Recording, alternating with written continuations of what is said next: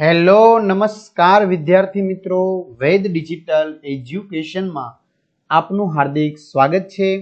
આજે આપણે ધોરણ 5 વિષય પર્યાવરણ એટલે કે આસપાસનું 10મું ચેપ્ટર દિવાલોની કહાણી જેનો ભાગ 2 ની આપણે સરસ મજાની સરળ સમજૂતી જોવાના છીએ।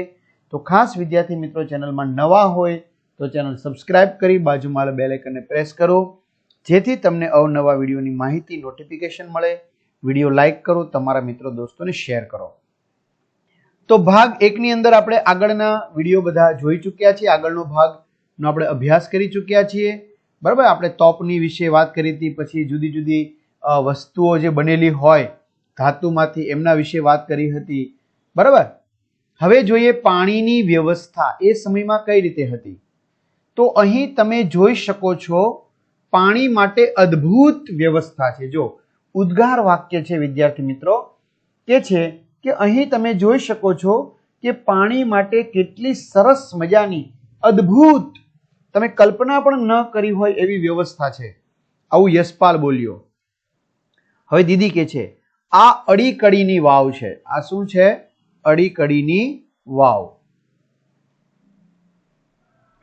આ વાવ પૂર્વ પશ્ચિમ 310 ફૂટ લાંબી છે। જો પૂર્વ દિશાથી માંડીને પશ્ચિમ દિશા સુધી એ કેટલી લાંબી છે? 310 ફૂટ લાંબી છે, બરાબર।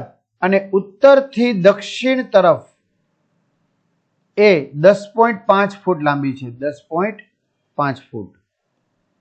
હું પૂર્વથી પશ્ચિમ સુધી 310 ફૂટ, અંદાજિત 90 થી 100 મીટરની વચ્ચે, અને આમ 10.5 ફૂટ એટલે 3 મીટર લાંબી છે।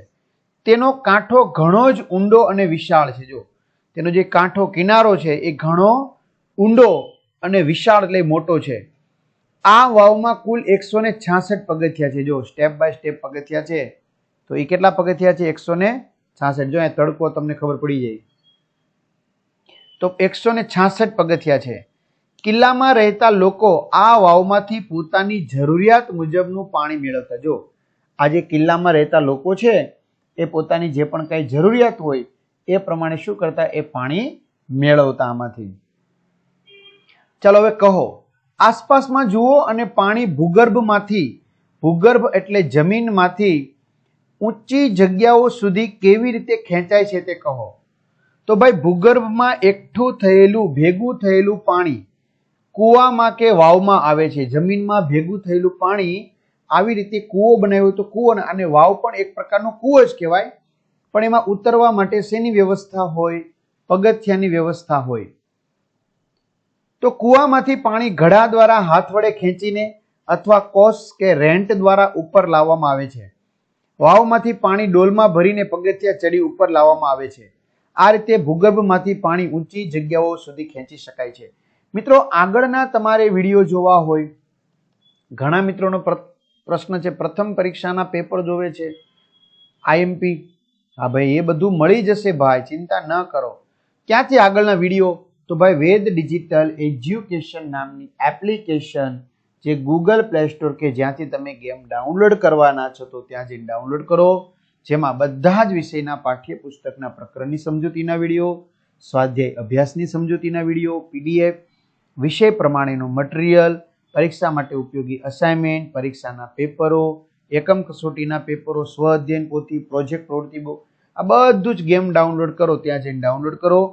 ઓપન કરશો એટલે આ પેજ ખુલે, એમાં તમારા મોબાઈલ નંબર નાખો, સેન્ડ ઓટીપી કરો, બરાબર। ન ખબર પડે તો મમ્મી પપ્પા કે કોઈ સગા સંબંધીની મદદ લો, 4 આંકડાનો ઓટીપી નાખશો એટલે પેડ કોર્સમાં પ્રથમ પરીક્ષાના પેપરો, આ સિવાય સ્વાધ્યાય પોથી કે અન્ય કોઈ પણ માહિતી મળી જશે।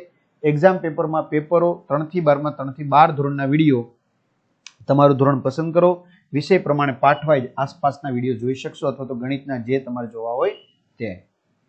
ચાલો, વીજળીની મદદથી પાણી કેવી રીતે ખેંચાય છે? વીજળી વિના પાણી કેવી રીતે ખેંચી શકાય છે? તો ભાઈ વીજળીની મદદથી મોટર દ્વારા કૂવાનું પાણી નીચેથી ઉપર તરફ ખેંચાય છે, એટલે કે પાણી ઉપર ચડાવવામાં આવે છે। વીજળી વિના હેન્ડપંપ, જેને આપણે ડંકી કહેતા, તો એના દ્વારા પાણી જમીનમાંથી બહાર ખેંચી શકાય છે। પછી દીદી અમને નવઘણ કૂવો જોવા લઈ ગયા, બરાબર। તેમણે કહ્યું આ કૂવો ચુડાસમા વંશના નવઘણ રાજાઓના સમયમાં બનેલો છે. જો ચુડાસમા વંશના કોણ નવઘણ રાજા હતા, બરાબર, એના સમયમાં બનેલો છે. મધ્યમાં વચ્ચે અહીં કૂવો છે અહીંયા, અને તેની ફરતે સીડીઓ છે, પગથિયા છે. વચ્ચે કૂવો છે, એની ફરતે સીડી છે, બરાબર, પગથિયા. અહીંથી ઉતરી શકાય છે, જોઈ શકો છો. આ સીડી પર સૂર્યપ્રકાશ અને હવા આવી શકે તે માટે અમુક અંતરે મોટા પ્રમાણની જાળી વિનાની ખુલ્લી બારીઓ મૂકેલી છે. જો જાળી વિનાની ખુલ્લી બારી મૂકેલી છે કે જેથી કરીને ત્યાં પ્રકાશ આવી શકે, બરાબર. એટલે અમુક અંતરે મોટા પ્રમાણની જાળી વિનાની ખુલ્લી બારી મૂકેલી છે. આ કૂવો 171 ફૂટ ઊંડો છે. એ સમયમાં આટલો ઊંડો કૂવો બનાવો એટલે કોઈ પણ ટેકનોલોજીના સાધન વગર.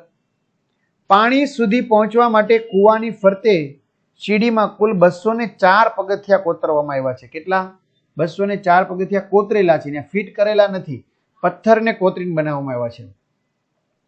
ત્યારબાદ અમે અનાજના કોઠાર કે જે અનાજ સંગ્રહ કરવામાં આવે છે, નુરી શાહનો મકબરો વગેરે જોયા અને દીદી પાસેથી એમની જાણકારી પણ મેળવી. કેવી દયનીય હાલત છે. જો શું છે, કેવી આજે એમની દયનીય હાલત છે. જો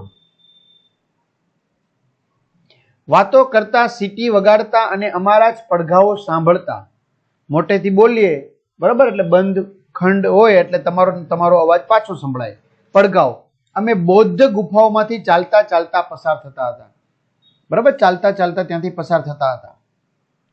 યશપાલ, અહીં હવા કેવી ઠંડી લાગે છે. જો યશપાલ શું કે છે, અહીંયા હવા કેવી સરસ મજાની ઠંડી લાગે છે. જીલ, અહીં બૌદ્ધ સાધુઓ રહેતા હતા એવું લખેલું હતું. જો અહીંયા કોણ રહેતું હતું? તો કે બૌદ્ધ સાધુઓ રહેતા હતા એવું લખેલું હતું. યશપાલ, આ પાટિયું વાંચો. પરંતુ જુઓ દિવાલ કેવી લાગે છે. જો એ પાટિયું લખ્યું છે, દિવાલ પર લખવાની મનાઈ છે, કારણ કે વિદ્યાર્થી મિત્રો, આ આપણી સાંસ્કૃતિક વારસો કહેવાય, સાંસ્કૃતિક વિરાસત કહેવાય. તો આપણે આમનું જતન કરવું જોઈએ, આમનું રક્ષણ કરવું જોઈએ, બરાબર. એની બદલે તમે જોઈ શકો છો આ દિવાલ ઉપર લખેલું છે પોતાના નામ. આવું હકીકતમાં મિત્રો ક્યારેય કરવું ન જોઈએ, પણ જે વ્યક્તિ ન સમજે તો એને શું કરવું? જીલ, અરે વિચારો, હજારો વર્ષો બાદ આ દિવાલ કેવી દેખાય છે. હજારો વર્ષો થઈ ગયા તો પણ આ દિવાલને કશું થયું નથી. કેવી દેખાય છે?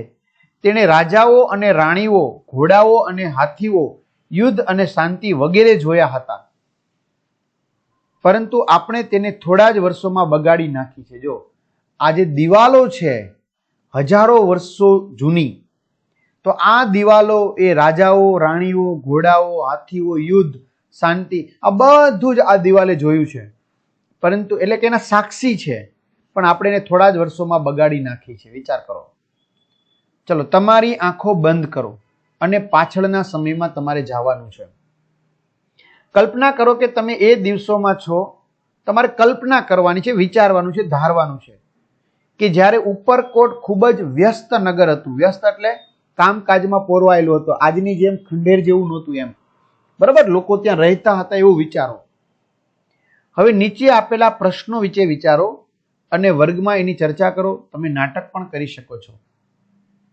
તો આપણા મનમાં વિચાર આવે કે રાજા તેના મહેલમાં શું કરે છે, તે કેવા પ્રકારના કપડાં પહેરે છે, તેના માટે કેવા પ્રકારના પકવાન એટલે કે રસોઈ બનાવાય છે, પરંતુ તે કેમ ખૂબ જ ચિંતામાં દેખાય છે અને તે કઈ ભાષામાં વાત કરે છે. તો જો બધા પ્રશ્નો, રાજા તેના મહેલમાં દરબારમાં બેઠા છે, મહેલના દરબારમાં બેઠા છે એટલે કે ખંડમાં, બરાબર, જ્યાં મંત્રીઓને બધા હોય ત્યાં. તેમના કપડા રાજાઓના પારંપરિક પહેરવેશ જેવા છે, રાજાઓનો જે પહેરવેશ હોય એવા. સાથે તેઓએ ઘણા બધા આભૂષણો પણ પહેરેલા છે. તેમના માટે વિવિધ પ્રકારના શાહી પકવાન બનાવાય છે, બરાબર, એમના માટે સ્પેશિયલ. તેઓને તેમના અંગત જાસૂસે બાજુના રાજ્યના રાજા તેમના રાજ્ય પર આક્રમણ કરી શકે છે એવા સમાચાર આપ્યા છે. તેથી રાજા ખૂબ જ ચિંતામાં દેખાય છે. તેઓ પ્રાકૃત અને હિન્દી ભાષામાં વાત કરે છે. ચલો, મહેલના ઓરડાઓ વિશે અનુમાન કરો. સુંદર ચટાઈ અને પડદાઓ, અગાસી પર ફુવારાઓ અને ચમેલી અને ગુલાબની મીઠી સુગંધ ક્યાંથી આવે છે? તો રાજાના મહેલના ઓરડાઓ અતિ ભવ્ય અને સજાવટથી પરિપૂર્ણ છે. ઓરડાઓમાં સુંદર ચટાઈ અને બારી બારણા કલાત્મક એટલે કે કોતરેલા, બરાબર, કંઈક ડિઝાઇન વાળા, પેટર્ન વાળા પડદાઓથી સજાવેલા છે. અગાસી પર સુંદર ફુવારાઓ ઠંડક પ્રસરાવી રહ્યા છે અને રાજમહેલના બાગમાંથી ચમેલી અને ગુલાબની મીઠી સુગંધ આવી રહી છે. જુદા જુદા કેવા પ્રકારના કારખાના તમે જોઈ શકો છો.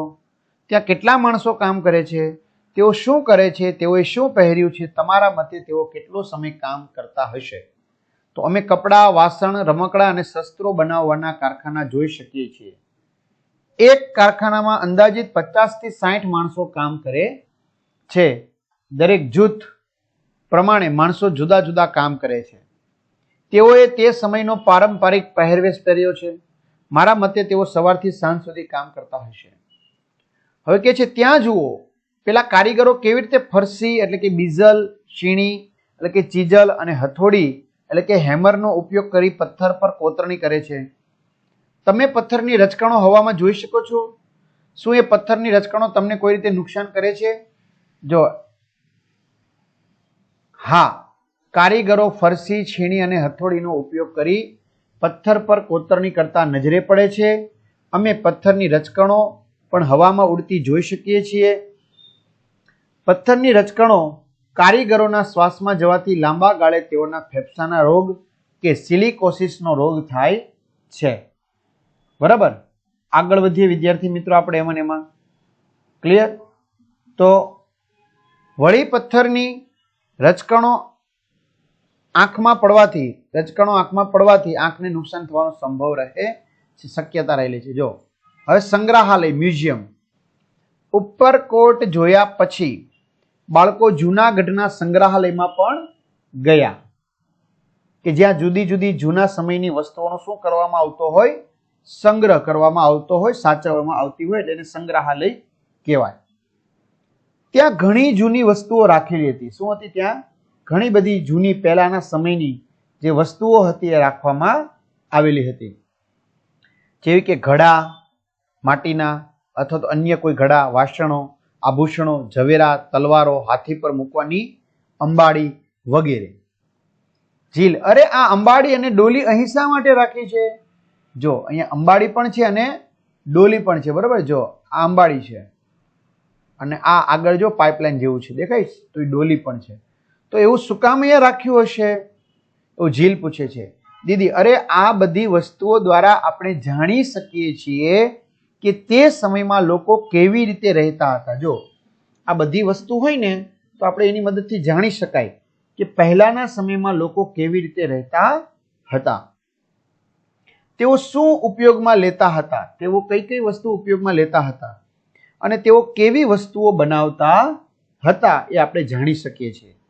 જો આ બધું અહીં મૂકવામાં ન આવ્યું હોત તો તે સમય વિશે આપણે આટલું બધું કેવી રીતે જાણી શક્યા હોત? એટલે કે આ બધી વસ્તુ મૂકી છે એના કારણે આપણે તે સમયની વસ્તુઓ, પહેરવેશ, બરાબર, એમના વિશે જાણી શકીએ છીએ, અવનવી વસ્તુ વિશે. જો આવી વસ્તુ કંઈ ન મૂકી હોત તો આપણે પહેલાના સમયમાં એટલે કે ભૂતકાળનું કશું પણ જાણી શકત નહીં. ચલો, તમારી આસપાસ તમે કેવા પ્રકારના ઘડા જુઓ છો? તો મારી આસપાસ પિત્તળ, સ્ટીલ, તાંબા અને માટીના જુદા જુદા પ્રકારના ઘડા જોઈએ છીએ. તમારા દાદા દાદી પાસેથી જાણકારી મેળવો કે બીજા કેવા પ્રકારના ઘડા અને વાસણો તેમના સમયમાં ઉપયોગમાં લેવાતા હતા. તો મારા દાદા દાદીના સમયમાં પિત્તળ, તાંબા, લોખંડ અને માટીના ઘડા તેમજ વાસણો ઉપયોગમાં લેવાતા હતા. તમે ક્યારેય કોઈ સંગ્રહાલયમાં ગયા છો અથવા તેના વિશે સાંભળ્યું છે? સંગ્રહાલયમાં કઈ કઈ વસ્તુઓ છે? તો હા, અમે વડોદરાના સયાજીરાવ સંગ્રહાલયમાં ગયા હતા. આ સંગ્રહાલયમાં રાજાઓના કપડાં, તલવાર, ભાલા, બખ્તર, ઢાલ જેવા હથિયારો, વાસણો, તેઓના જુદા જુદા પ્રસંગોના ચિત્રો, આભૂષણો, ઝવેરાત, પથ્થર પરની કોતરણી વગેરે વસ્તુઓ છે. ચલો, અવલોકન કરો અને લખો. તમારા વિસ્તારની આસપાસ કોઈ જૂની ઇમારતો કે સ્મારકો એટલે કે મોન્યુમેન્ટ્સ છે? જો હા, તો તેનું નામ આપો. તો હું અમદાવાદના અડાલજ વિસ્તારમાં રહું છું. મારા વિસ્તારની નજીકમાં અડાલજની વાવ નામનું એક જૂનું 2 નમૂન એટલે કે એવો બીજો ક્યાંય નમૂનો નથી એવું સ્થાપત્ય આવેલું છે, જેને જોવા માટે ઘણા લોકો આવે છે. તમે કોઈ જૂનું સ્મારક જોવા ગયા છો? તે ક્યાં આવેલું છે? તમને એવું લાગ્યું કે એ તમને વાર્તા કહે છે? તમે તેના પરથી તે દિવસોના સમય વિશે શું જાણી શક્યા? તો હા, હું તાજમહેલ જોવા ગયો હતો. તાજમહેલ આગ્રા શહેરમાં આવેલો છે. આરસના સંગે મરમરથી બનેલ તાજમહેલ જાણે કે પોતાની વાર્તા કહેતો હોય તેવું લાગે છે. તાજમહેલ મુઘલ બાદશાહ શાહજહાંએ પોતાની પત્ની બેગમ મુમતાઝની યાદમાં બનાવ્યો હતો. તે સમયમાં યંત્રો ન હોવા છતાં તાજમહેલ બનાવવા વપરાયેલા પથ્થરો ઉપર ચઢાવવા, તેને ગોઠવી અદ્ભુત ઇમારત બનાવી, તેના પર કોતરણી કરવી, આ બધી કળા તે સમયમાં પણ હશે તે જાણી શકાય છે. તે કેટલી જૂની ઇમારત છે તમે કેવી રીતે જાણ્યું? તે લગભગ 400 વર્ષ જૂની ઇમારત છે એવું મેં પુસ્તકોમાં વાંચ્યું હતું. તે શાની બનેલી છે? તે સફેદ આરસ પથ્થરની બનેલી છે. તેનો રંગ કેવો છે? સફેદ છે. જૂની ઇમારતોમાં કોઈ ખાસ પ્રકારની કોતરણી એટલે કે કાર્વિંગ્સ કે ભાત હતી, ડિઝાઇન હતી? ચલો તેને તમારી નોટબુકમાં દોરો. પહેલાના દિવસોમાં ત્યાં કોણ રહેતું હતું? તો હા, જૂની ઇમારતોમાં ખાસ પ્રકારની કોતરણી કે ભાત જોવા મળે છે. તાજમહેલમાં પણ તેના સ્તંભો અને દિવાલો પર ફૂલ અને વેલની ખાસ પ્રકારની કોતરણી અને ભાત જોવા મળી હતી. પહેલાના દિવસોમાં ત્યાં કોણ રહેતું હતું? તો તાજમહેલને શાહજહાંએ પોતાના પત્નીની યાદમાં બનાવ્યો હતો. તેથી પહેલાના દિવસોમાં ત્યાં કોઈ રહેતું ન હતું. એમની પત્ની મૃત્યુ પામ્યા બાદ બનાવ્યો હતો, યાદમાં બનાવ્યો છે. ત્યાં કેવા પ્રકારની પ્રવૃત્તિઓ કરવામાં આવતી હતી? તાજમહેલ યાદગીરીની રૂપે બંધાવેલો હોવાથી ત્યાં કોઈ પણ પ્રકારની પ્રવૃત્તિઓ કરવામાં આવતી ન હતી. તેને લોકો જોવા આવતા હતા. હાલ પણ લોકો આગ્રામાં તાજમહેલને જોવા માટે જાય છે, જે એક અજાયબી છે. શું લોકો હજી પણ ત્યાં રહે છે? ના, ત્યાં કોઈ લોકો રહેતા નથી. ચલો, તમારું સંગ્રહાલય બનાવો. તો રજની કેરળના મલ્લાપુરમ જિલ્લાની સરકારી શાળામાં ભણે છે. ક્યાંની? કેરળના મલ્લાપુરમ જિલ્લાની સરકારી શાળામાં ભણે છે. તેણે તેના વર્ગના બાળકો સાથે, બરાબર, તેણે તેના વર્ગના બાળકો સાથે, ક્લાસના બાળકો સાથે મળીને બધા ઘરોમાંથી મેળવેલી ઘણી જૂની વસ્તુઓ સંગ્રહ કરે છે. બરાબર, ઘણા બધા ઘરોમાંથી મેળવીને એને જૂની વસ્તુઓ સંગ્રહ કરી છે. જેવા કે ચાલવા માટે વપરાતી લાકડી પહેલાના સમયમાં, તાળા પહેલાના સમયના, છત્રીઓ, લાકડાના પગરખા જેને કહેવાય પાદુકા, ઘડા વગેરે. આજે આ વસ્તુઓ કેવી દેખાય છે તે પણ તેમણે જોયું. એટલે કે આજે પણ આ વસ્તુ કેવી દેખાય છે એ પણ જોયું. રજની અને બાળકોએ પ્રદર્શન ગોઠવ્યું લોકોને જોવા માટે, જેને આસપાસના વિસ્તારના લોકો જોવા આવ્યા. તો તમે પણ તમારી શાળામાં આવું કરી શકો છો. બરાબર, જુદા જુદા લોકો પાસેથી જુદી જુદી વસ્તુ મંગાવી શકો છો અને આવી રીતે કરી શકો છો. જો પહેલાના સમયમાં આવી રીતે કંઈક બાંધકામ કરવામાં આવતું હશે એવું કહે છે. ચલો, ચિત્ર જુઓ અને કહો. આ ચિત્ર આશરે 500 વર્ષ જૂનું છે. તે આગ્રાનો કિલ્લો નિર્માણ થતો બતાવે છે. જો આગ્રાનો કિલ્લો છે એ બનતો બતાવે છે. બરાબર, આગ્રાનો કિલ્લો બનતો હોય એવું લાગે છે. લોકો કેવા પ્રકારના કામ કરે છે? લોકો કિલ્લાના નિર્માણનું કામ કરે છે. કેટલા પુરુષો અને સ્ત્રીઓ કામ કરે છે? તો આશરે 20 પુરુષો અને 2 સ્ત્રીઓ કામ કરે છે એવું ચિત્રમાં દેખાય છે. બરાબર, જો આ ઉર્દુ ભાષા છે ને. જો કેવી રીતે તેઓ વિશાળ થાંભલો ઢાળ પરથી લઈ જાય છે. જો આ વિશાળ થાંભલો છે, જો આ દેખાય છે થાંભલો, આ થાંભલો, આ ઢાળ બનાવ્યો છે, જો એના ઉપરથી એ લઈ જાય છે. ભારે વસ્તુઓ ઢાળ પરથી લઈ જવી સરળ પડે કે સીધી ઉપર લઈ જવી? તો ઢાળ ઉપરથી. તો તેઓ ઢાળના સહારે વિશાળ થાંભલો ઉપર લઈ જાય છે. ભારે વસ્તુઓ ઢાળ પરથી લઈ જવી ખૂબ જ સરળ પડે છે. સીધી રીતે વસ્તુઓ ઉપર લઈ જવામાં ખૂબ જ મુશ્કેલી પડે છે. શું તમે મશક એટલે કે ચામડાની બેગમાં પાણી ભરીને લઈ જતા માણસો જોઈ શકો છો? ચામડાની બેગમાં પાણી ભરીને લઈ જતા માણસો જોઈ શકો છો? હા, મશકમાં પાણી ભરીને લઈ જતા માણસોને ચિત્રમાં જોઈ શકો છો. તેને પખાલી કે ભીસ્તી કહેવાય, જે પાણી લઈ જાય ને એને. તો ચલો, આપણે શું શીખ્યા? સંગીતા વિચારે છે કે જૂની વસ્તુઓ મૂકી સંગ્રહાલય બનાવવાનો કોઈ અર્થ નથી. તમે તેને કેવી રીતે ખાતરી કરાવશો કે સંગ્રહાલય મહત્વના છે? તો સંગ્રહાલયમાં જૂની વસ્તુઓનો સંગ્રહ કરવામાં આવે છે. હું સંગીતાને સમજાવીશ કે જૂની વસ્તુઓ પ્રાચીન ઇતિહાસ જાણવાના સ્ત્રોત છે, જેનાથી આપણે તે સમયના લોકોની રહેણી કરણી અને સંસ્કૃતિ વિશે જાણી શકીએ છીએ. આ માટે જૂની વસ્તુઓના સંગ્રહ કરતા સંગ્રહાલય ખૂબ જ મહત્વના છે. તમારા વિચારે આ પ્રકરણનું નામ દિવાલોની કહાણી કેમ રાખવામાં આવ્યું છે? તો આ પ્રકરણમાં ઐતિહાસિક કિલ્લાઓ વિશેની વાર્તા કહાણી વર્ણવવામાં આવી છે, તેથી આ પ્રકરણનું નામ દિવાલોની કહાણી રાખવામાં આવ્યું છે. તો વિદ્યાર્થી મિત્રો, આપણે ખાસ અહીંયા સુધી રાખીએ, બરાબર. અને તમારા મિત્રો દોસ્તોને જાણ કરજો ને એપ્લિકેશનમાં જઈ અને અહીંથી જે બધી જ વસ્તુ મેળવી શકશો. તો અહીં સુધી રાખીએ. અસ્તુ. જય હિન્દ, જય ભારત. અને ખાસ કમેન્ટ કરજો તમને આ વિડીયો કેવો લાગ્યો.